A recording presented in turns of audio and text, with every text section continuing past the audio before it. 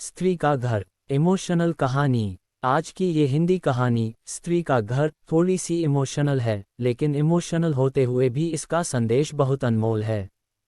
आपकी आंखें थोड़ी नम करने के साथ साथ आपके दिलो दिमाग पर यह कहानी छाप छोड़ जाएगी, इसलिए इसे एक बार पूरी जरूर पढ़िए।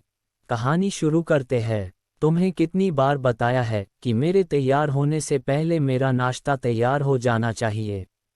शादी के 25 सालों बाद भी मुझे क्यों बार बार एक ही बात बतानी पड़ती है। कविता। तुम्हें क्या है, तुम तो आराम से घर पर रहोगी, मुझे काम पर जाना पड़ता है। तुम हो कि हमेशा बेवकूफ़ों जैसी हरकत करती हो। अगर तुम ये जानबूझकर करती हो तो याद रखना मुझसे बुरा कोई नहीं होगा। आज भी विशाल का पारा चढ़ा हुआ था।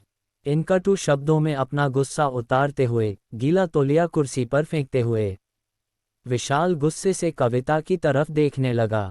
कविता के लिए विशाल का ये बेवजह का गुस्सा कोई नई बात नहीं थी। वह महीने में 3-4 बार ऐसे ही कविता पर बरस पड़ता था। पहले पहले कविता उसका विरोध किया करती थी, लेकिन जब कई सालों तक विशाल में कोई बदलाव नहीं दिखा, तो कविता ने खुद को ही बदल दिया। अब विशाल के कुछ भी कहने से कविता को कोई फर्क नहीं पड़ता था। विशाल की हर बात वो चुपचाप सिर नीचे झुकाए सुन लेते थी। शादी के पहले 5 साल तक कविता ने पूरी कोशिश की थी कि विशाल को बदला जाए, लेकिन फालतू का गुस्सा करना और बाद में कविता को भला बुरा कहना, यह मानो जैसे उसकी आदत बन गई थी। कोई भी वाद विवाद होता तो विशाल सीधा कविता को बोल देता, अगर मैं तुम्हें अच्छा नहीं लगता तो क्यों नहीं चली जाती अपने मायके, क्यों रहती हो मेरे साथ। इतना सब कुछ होने के बावजूद कविता विशाल के साथ रहती थी, क्योंकि उसे अपनी बेटी की फिक्र थी। और वह जाती भी तो कहा। वह अपने बूढ़े हो चुके माँ बाप को इस उम्र में परेशान करना वह नहीं चाहती थी। समाज और लोग क्या कहेंगे, ये भी तो उसे देखना था। वह इतनी पढ़ी लिखी भी तो नहीं थी कि खुद जाकर कोई नौकरी कर सके और अपना और अपनी बेटी का पालन पोषण कर सके। कविता को अब अपनी फिक्र नहीं थी, उसको फिक्र थी तो बस अपनी शादी लायक हो रही बेटी की। कविता नहीं चाहती थी कि पति पत्नी के झगड़े की वजह से काजल डिस्टर्ब हो।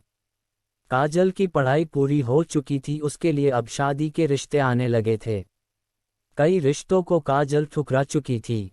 2-3 महीने बाद एक अच्छा रिश्ता आया। रिश्तेदारों और पहचान के लोगों ने भी लड़के के बहुत गुणगान किए थे।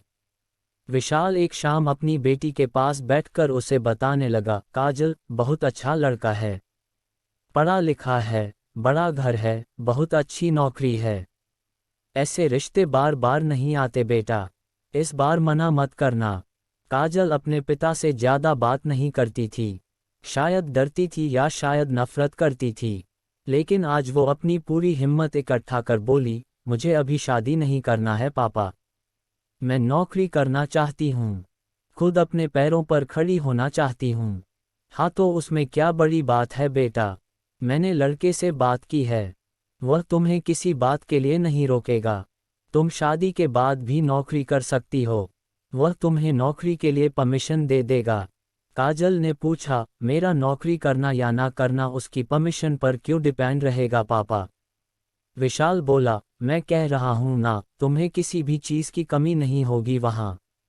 ऐसे रिश्ते बार बार नहीं आते, इसे ठुकरा मत, बहुत खुश रहोगी तुम वहां। काजल ने तंज कसते हुए कहा, पापा क्या मैं उतनी ही खुश रहूंगी जितनी मम्मी इस घर में खुश है। विशाल गुस्से से आंखें बड़ी करते हुए बोला, आज तुम्हारी जबान कुछ ज्यादा नहीं चल रही। पापा मुझे शादी ही नहीं करनी है, क्योंकि शादी के बाद अगर वह लड़का आपके जैसा निकला तो मैं क्या करूंगी। मुझे आपके जैसा जीवन साथी नहीं चाहिए, जो बिना बात के मुझ पर हमेशा चिल्लाए। मुझे कुछ भी अपनी पसंद का लेना हो तो 10 बार सोचना पड़े, कहीं वह नाराज ना हो जाए। मेरी तबीयत कैसी भी हो उसे परवाह ना हो, रोटी थोड़ी सी मोटी बन जाए तो घर सर पर उठा ले, उसकी चेकबुक ना मिले तो भी मेरा ही दोष निकालें, और हर छोटी मोटी बात पर मुझे मायके जाने के लिए कहे। काजल ने अपना दिल खाली करते हुए पापा से सब कह दिया। विशाल का गुस्सा 7वें आसमान पर था, लेकिन उसके मुंह से एक भी शब्द नहीं फूट रहा था। वो काजल की बातें सुन रहा था। काजल उतना ही बोलकर चुप नहीं हुई। आज पहली बार वह अपने पापा के सामने इतना कुछ बोल रही थी। पापा, आपने माँ के साथ हमेशा गलत व्यवहार किया है। आप अपने ऑफिस का गुस्सा बिना सोचे समझे माँ पर उतार देते हैं। कभी इस बात की परवाह भी नहीं करते कि उन्हें कैसा लगता होगा। आपकी बातें सुन सुन के माँ ने अपना स्वाभिमान खो दिया। विशाल आज पहली बार अपने किए बर्ताव को महसूस कर पा रहा था। वो इतना ही बोल पाया, जो तुम्हारा मन है वो करो, मैं तो इतना बुरा हूं ना।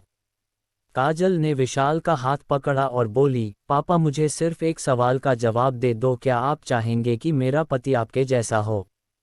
अगर आपका जवाब हाँ है तो कर दीजिए मेरा रिश्ता आज ही, और ना है तो मुझे आत्मनिर्भर बनने दीजिए। विशाल कुछ भी ना बोल पाया और वहां से चुपचाप बाहर चला गया। आज उसे कविता के सामने जाने में शर्म आ रही थी। चलते चलते उसकी आंखों से आंसू बह रहे थे। विशाल ने आज से अपने आप को बदलने का निश्चय किया। अगले दिन से कविता ने अपने पति में काफी बदलाव देखा। वह सोचने लगी कि जो हिम्मत काजल ने दिखाई है, वह हिम्मत अगर मैं पहले ही दिखा देती तो शायद आज परिस्थिति कुछ और होती। अब काजल पढ़ लिख कर अच्छी नौकरी करने लगी थी और 3 साल बाद उसके लिए एक अच्छा रिश्ता आया और उसकी विदाई पर विशाल बोला, बेटा तू हमेशा खुश रहेगी क्योंकि तेरा पति तेरे बाप जैसा नहीं है। विशाल की यह बात सुनकर कविता और काजल की आंखों से आंसू बहने लगे। दोस्तों, हमारे समाज में औरतों को भले ही देवी का दर्जा दिया जाता है, लेकिन वह स्वतंत्रता नहीं दी जाती जो उन्हें देनी चाहिए। उन्हें बचपन से ही बताया जाता है कि वह पराया धन है। स्कूल से आने में देर हो जाए तो पिटाई मिलती है। मोबाइल पर बातें करते हुए दिख जाए या खिड़की से झांकते हुए दिख जाए तो शक किया जाता है। माँ बाप का घर तुम्हारा नहीं है, पति का घर ही तुम्हारा घर है। जीवन भर यह बातें बता बता कर उन्हें ससुराल भेज दिया जाता है, और एक दिन किसी छोटे मोटे झगड़े में ससुराल वालों से उन्हें सुनना पड़ता है कि इस घर को छोड़ दो और मायके चली जाओ। अब आप ही बताओ दोस्तों, ऐसी स्त्रियों का सच्चा घर कौन सा? आखिरकार वह किस घर को अपना कहें? हमेशा की तरह पूरी कहानी पढ़ने के लिए आपको धन्यवाद। दोस्तों, उम्मीद है ये कहानी आपके दिल को छू गई होगी। ऐसे ही सीधे दिल तक उतरने वाली कहानियाँ पढ़ने के लिए आप हमारे YouTube चैनल को सब्सक्राइब कर सकते हैं।